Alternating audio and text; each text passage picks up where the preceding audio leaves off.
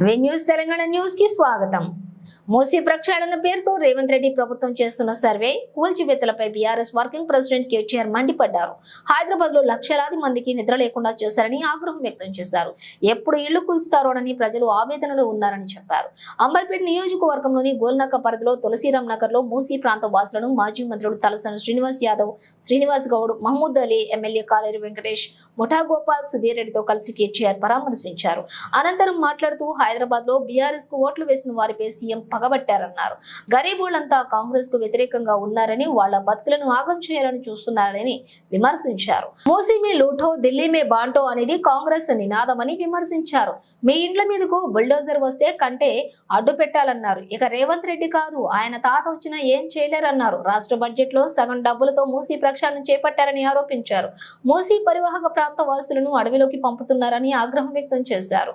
ఇందిరమ్మ ఇళ్లు కడతామంటూ కూల్చుతున్నారని చెప్పారు. పేదల ఇళ్లు కూల్చుతుంటే ఈ ప్రాంతం ఎంపీ ఎక్కడికి వెళ్లారని ప్రశ్నించారు. కిషన్ రెడ్డి, రేవంత్ రెడ్డి ఇద్దరు కూడబలుక్కున్నారా అని అడిగారు. పేదలకు కష్టం వస్తే అండగా ఉండేవాడే దేవుడని అన్నారు. రేవంత్ రెడ్డి, నీవు మొగోడువైతే నీవిచ్చిన హామీలు అమలు చేయాలని డిమాండ్ చేశారు. కాంగ్రెస్ బ్రోకర్లు విడగొట్టే ప్రయత్నం చేస్తున్నారని, మన హక్కులను లాక్కునే హక్కు ఎవరికీ లేదన్నారు. మీకోసం బీఆర్ఎస్ తరఫున కోర్టులో కొట్లాడతామని భరోసానిచ్చారు. కాబట్టి రేవంత్ రెడ్డి గారు మీకు ఏం చెప్తున్నామంటే పేదవాళ్ళను రోడ్డు మీద మాత్రము పంపించమని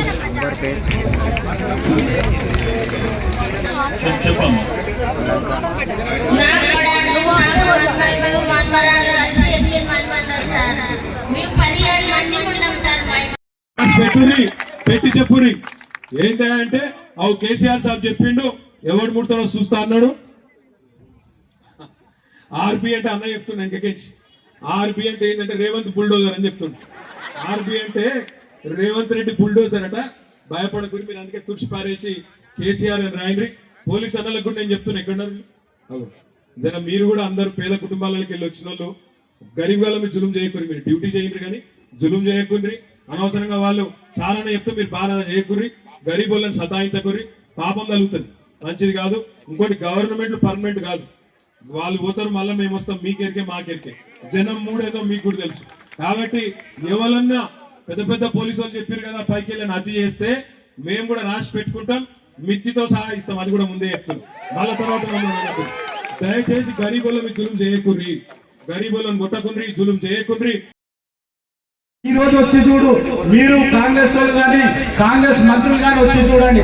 ఎవరన్నా 5,000 రూపాయలు ఇస్తే మాట్లాడతారేమో చూడండి. వాళ్ళ ఆవేదన చూడండి. 15 రోజుల నుంచి భోజనం చేయలే, రాత్రి 4 గంటల వరకు కూడా నిద్రపోకుండా వాళ్ళు మీటింగ్లు పెట్టుకుంటున్నారు. అంత అన్యాయమైన స్థితిలో ఉంటే మీరు ఒక్కరు కూడా వచ్చి ఇక్కడ మాట్లాడారు. ఒక్క అధికారి కూడా వచ్చి ఏ విధంగా చేస్తున్నాము, ఏం చేయబోతున్నాం, మీ ఇల్లు తీసుకొని ఏం చేయబోతున్నాం అని ఇప్పటి వరకు ఎవరన్నా వచ్చిరా? ఎవరు రాలే. అంటే డబ్బులు ఎవడబ్బ సమ్మయ్య వరల్డ్ బ్యాంక్ నుంచి తెస్తావంట. మిగతా రాష్ట్రాల ఎలక్షన్లు ఉంటే ఆ ఎలక్షన్ డబ్బులు కొనుక్కోవడానికి నువ్వు ఈ ప్రాజెక్టు పెట్టుకున్నావు. మా కేసీఆర్ సారు 10 సంవత్సరాల లోపల ఓ సెక్రటరేట్ కట్టిండు. ఒక మా రక్తం కింది మేము కట్టుకున్న ఇట్లా నువ్వు కూలో కొట్టడానికి నీకేం అధికారం ఉంది? నువ్వు ఓడివా? ఏమని అంటే చిట్టపాట్లు చేస్తా, లేకపోతే లాగుల తొందరలుడుస్తా అని అంటాడు. ఈ బుల్డోజర్లు వస్తే మేము కూడా అదే పని చేస్తాం, చింతపండు చేస్తాం, బుల్డోజర్ వాళ్ళకి చెప్తున్నా, మీరు అయిపోయిందండి. బీదోల ఇల్లు కూల్చకండి. మీకు ఇల్లు కూలిస్తే మీకు కూడా పిల్లలు ఉన్నారు.